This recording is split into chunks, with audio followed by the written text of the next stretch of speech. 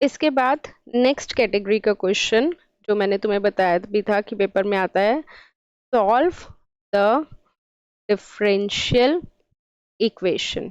Okay, तुम्हें ये दिया हुआ है x double dash plus 3x dash plus 2x is equal to 0, ये इक्वेशन दी हुई है।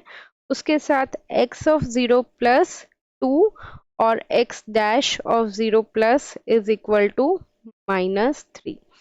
अब ये x ऑफ 0 प्लस और x डैश ऑफ 0 प्लस क्या है, इसकी इनिशियल कंडीशन। ठीक है, देखो ये कौन सा कैटेगरी का क्वेश्चन है, इसमें सिलेबस में है ना तुम्हारे system modelling in terms of differential equation.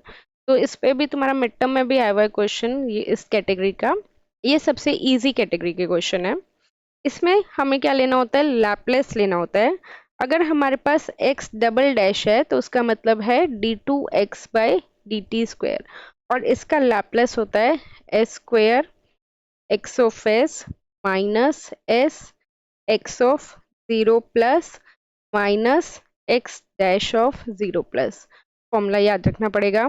अगर हमारे पास x डैश है तो इसका मतलब क्या होता है, single differentiation dx by D T, और इसका हमारे पास लैपलेस की फॉर्म में होता है s into X of s minus 3 x of 0 plus. ठीक है, और अगर हमारे पास सिर्फ x है तो उसको हम ऐसे सिंपल x ऑफ s की फॉर्म में, लैपलेस की फॉर्म में डिनोट करते हैं। सॉरी ये 3 नहीं आएगा, फॉर्मूले फॉर्म में ये है। ठीक है, इसमें कोई दिक्कत, सिंपल फॉर्मूला याद करना है और वैल्यू सब्स्टिट्यूट करनी है। अब देखो इस इक्वेशन में मैं यहाँ पे वैल्यू सब्स्टिट्यूट कर रही हूँ तो क्या आएगा, सिंपल वैल्यू सब्स्टिट्यूट करनी है तो x डबल डैश है, x डबल डैश का ये फॉर्मूला है, लिख लो s square x of s minus x of 0 plus, x of 0 plus की वैल्यू इन्होंने दी हुई है, डायरेक्ट मैं पुट कर रही हूँ, कितनी आ जाएगी, 2 आ जाएगी, राइट। तो यहाँ पे कितना आ गया हमारे पास, minus s into 2 minus x dash of 0 plus कितना है, -3। ठीक है, तो यहाँ पे आ जाएगा हमारे पास माइनस ऑफ -3। उसके बाद नेक्स्ट क्या है, 3x डैश, तो plus 3 into s into X of s minus 3 into X of 0 plus, correct. इसके बाद हमारे पास क्या है, 2 इंटू एक्स, तो कितना आ जाएगा 2 into X of S is equal to 0। पहले देखो यहाँ तक कोई दिक्कत।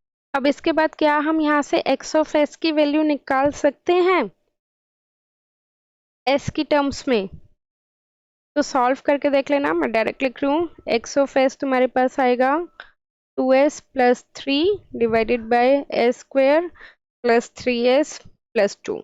अब हमें क्या चाहिए, एक्स ऑफ टी, उसके लिए हमें क्या लेना पड़ेगा, सॉल्व करना पड़ेगा। सॉल्व करके इसको इस स्प्लिटिंग द मिडिल टर्म से सॉल्व करेंगे तो क्या आ जाएगा, 2s plus 3 s plus 1 s plus 2। अब तुम्हें दिख रहा है डिनोमिनेटर में क्या है, मल्टीप्लीकेशन, तो क्या करेंगे, partial fraction, a into S plus 1 plus b into S plus 2। Short form से कर लो पार्शियल फ्रैक्शन, लॉन्ग टर्म से a की वैल्यू आएगी 1 बाई एस प्लस 1, और b की वैल्यू भी आ रही है 1 बाई एस प्लस 2। तो तुम्हें पता है e रेस्ट पर माइनस ए टी का क्या होता है लैपलेस, 1 बाई एस प्लस ए। इसके अकॉर्डिंग क्या हो जाएगा, e रेस्ट पर minus t plus e rest power -2t। बोलो कोई दिक्कत यहाँ तक, ये तुम्हारा फाइनल आंसर आ गया। सबसे इजी क्वेश्चन है, इन्होंने दिया हुआ है, consider the differential equation d2y of t by dt square plus 3 dy of t by dt plus 2y of t is equal to 5 u of t, where u of t is the unit step function, और unit step function का Laplace होता है 1 by S. अभी ये सारे functions detail में भी बताऊंगी, अभी फिलहाल के लिए मैंने तुम्हें ये बता दिया।